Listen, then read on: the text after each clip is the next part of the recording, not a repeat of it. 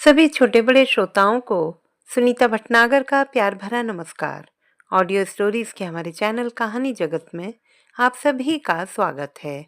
हिंदी कहानियों की श्रृंखला में आजकल आप सुन रहे हैं बेताल भट्टराव जी द्वारा रचित बेताल पच्चीसी। कहानियों की इस श्रृंखला के अंतर्गत प्रस्तुत है आज 20वीं कहानी। चित्रकूट नगर में एक राजा रहता था। एक दिन वह शिकार खेलने जंगल में गया। घूमते घूमते वह रास्ता भूल गया और अकेला रह गया। थक कर वह एक पेड़ की छाया में जा लेटा।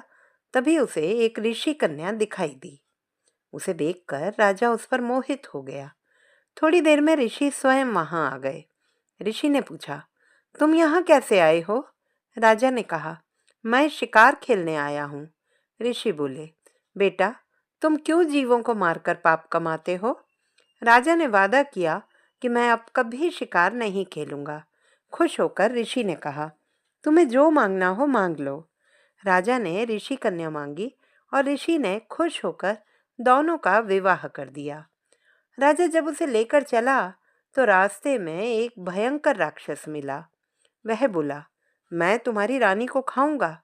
अगर चाहते हो कि वह बच जाए तो 7 दिन के भीतर एक ऐसे ब्राह्मण पुत्र का बलिदान करो जो अपनी इच्छा से अपने को दे और उसके माता पिता उसे मारते समय उसके हाथ पैर पकड़ें। डर के मारे राजा ने उसकी बात मान ली। वह अपने नगर को लौटा और अपने दीवान को सब हाल कह सुनाया। दीवान ने कहा, आप परेशान ना हो, मैं उपाय करता हूँ। इसके बाद दीवान ने 7 बरस के बालक की सोने की मूर्ति बनवाई और उसे कीमती गहने आदि पहनाकर नगर नगर और गांव गांव घुमवाया। यह कहलवा दिया कि जो कोई 7 बरस का ब्राह्मण का बालक अपने को बलिदान के लिए देगा और बलिदान के समय उसके माँ बाप उसके हाथ पैर पकड़ेंगे, उसी को यह मूर्ति और 100 गांव मिलेंगे।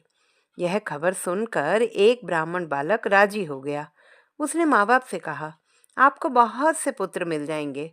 मेरे शरीर से राजा की भलाई होगी और आपकी गरीबी मिट जाएगी। माँ बाप ने मना किया, पर बालक ने हट करके उन्हें राजी कर लिया। माँ बाप बालक को लेकर राजा के पास गए। राजा उन्हें राक्षस के पास ले गया। राक्षस के सामने माँ बाप ने बालक के हाथ पैर पकड़े और राजा उसे तलवार से मारने को हुआ। उसी समय बालक बड़े जोर से हंस पड़ा। इतना कहकर वेताल बोला, हे राजन, यह बताओ कि वह बालक क्यों हंसा?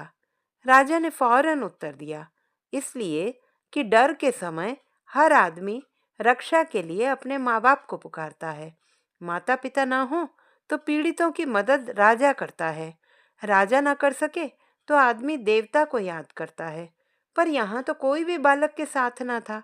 माँ बाप हाथ पकड़े हुए थे, राजा तलवार लिए खड़ा था और राक्षस भक्षक हो रहा था। ब्राह्मण का लड़का परोपकार के लिए अपना शरीर दे रहा था। इसी हर्ष से और अचरज से वह हंस पड़ा। इतना सुनकर वेताल अंतर्ध्यान हो गया और राजा लौटकर फिर उसे ले आया। रास्ते में वेताल ने फिर एक नई कहानी सुनानी शुरू की। तो दोस्तों, ये थी हमारी आज की कहानी। आपको कैसी लगी कमेंट बॉक्स में लिखना ना भूलें। चैनल को सब्सक्राइब करें, लाइक करें और मित्रों के साथ शेयर करेंगे। फिर मिलेंगे अगली कहानी के साथ। तब तक के लिए नमस्कार।